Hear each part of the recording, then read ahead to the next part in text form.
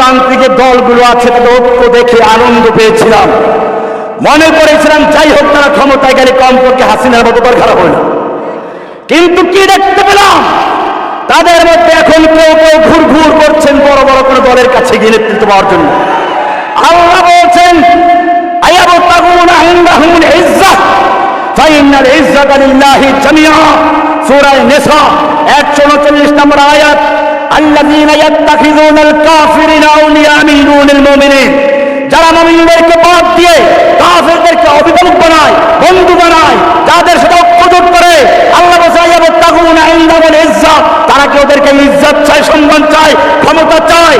ইন্নাল ইজ্জাতা ফাইন্নাল ইজ্জাতা লিল্লাহি জামিআ, আল্লাহ বলেন সমস্ত ইজ্জত, পরাক্রমশালী, ক্ষমতা এবং সম্মানের চাবিকাঠি আল্লাহ কায়ে, ক্ষমতা মালিককে। সুতরাং যদি সত্যিকার অর্থে ইসলাম কায়েম করতে চান, আর কোন দাবি দেওয়া নয়, বাংলাদেশের সর্বত্র আজকে যেরকম ওলামা এবং জড়বদ্ধ হয়েছে, আজকে আমার আওয়াজ যে পর্যন্ত যাবে সারা বাংলাদেশের তাওহীদি জনতাকে আর এবার আমাদেরকে বলবো, আর বিচ্ছিন্ন নয়, এই ব্যানারে ঐক্যবদ্ধ হয়ে রাস্তায় নেমে আসুন। ইনশাআল্লাহ আমরা কারো কাছে দাবি আদায় করে নয়, নিজেরা ক্ষমতায় গিয়ে ক্ষমতা দখল করে এরপরে আমাদের ভাইদের মুক্ত করবো, এরপরে কোরআন রাজ করবো ইনশাআল্লাহ।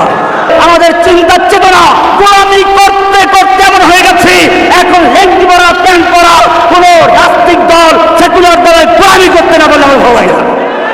সেজন্য তোমাদের মনে রাখতে হবে, বদরের যুদ্ধে একদিকে আবু জাহেল বলছে উলু হুবাল, জয় হুবাল, আল্লাহ রাসূল বলছেন বল আল্লাহু আকবার, আল্লাহ মহান। ওরা বলছে লানা উজ্জা ওয়ালা উজ্জা লাকুম, আমাদের উজ্জা আছে, আমাদের অস্ত্র আছে, আমাদের শক্তি আছে। হাসিনা বলছে আমাদের ভারত আছে, আমাদের পারমাণবিক বোমা আছে, আমাদের 2 লক্ষ সৈনিক আছে।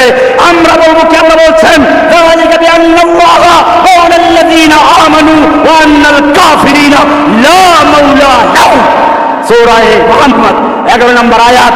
আল্লাহ বলছেন ওদের উজ্জা আছে, লাত আছে, মানাত আছে, হরেন্দ্র আছে, সৈনিক আছে, বোমা আছে, ওদের মাওলা নাই।